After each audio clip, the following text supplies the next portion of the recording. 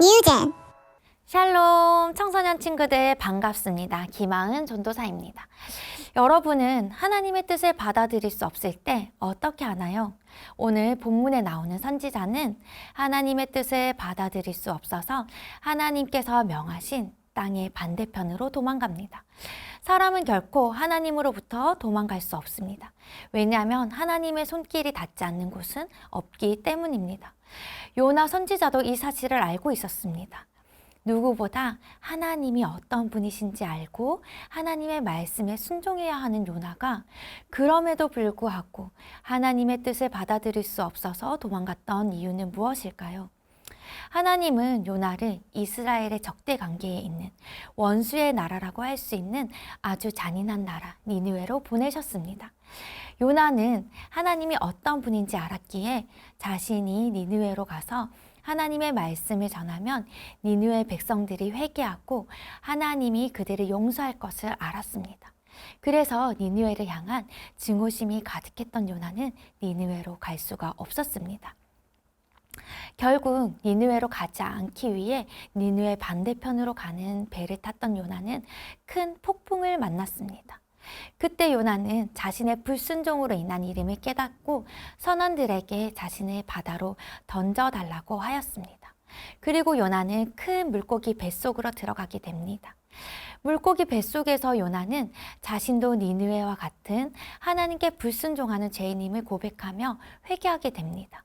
요나가 회개하며 니느웨로 가서 하나님의 말씀을 전하기로 결단하자 물고기가 요나를 육지로 토해냅니다. 요나는 곧장 니느웨로 가서 40일이 지나면 니느웨가 무너지니 하나님을 믿고 회개하라고 전합니다.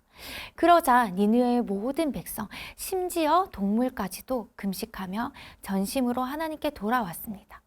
요나는 하나님의 자비와 긍휼, 사랑을 경험했지만 자신의 개인적인 미움과 편견을 극복하지 못해서 니느웨에게 회개하며 하나님께 부르짖을 때 기뻐하기보다는 화가 났습니다.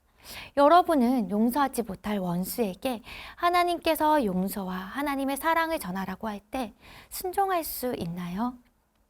여러분, 원래 죄로 인해 우리가 하나님의 원수였습니다. 그런데 하나님은 원수를 위해 자신의 아들을 내어주며 용서하셨습니다. 우리는 하나님의 사랑과 은혜를 입은 자입니다. 이 사실을 기억하며 하나님의 말씀에 순종함으로 용서와 사랑을 전하는 여러분이 되기를 소망합니다. 우리 함께 기도하겠습니다. 하나님께서 죄로 인해 원수된 우리를 끝까지 사랑하시고 끝까지 포기하지 않으시고 그 아들을 보내주심으로써 용서하여 주셨습니다. 우리가 하나님의 사랑을 기억하며 하나님 말씀에 순종함으로 원수를 용서하고 하나님의 사랑을 전할 수 있도록 도와주세요. 우리를 구원하신 예수님의 이름으로 기도합니다. 아멘.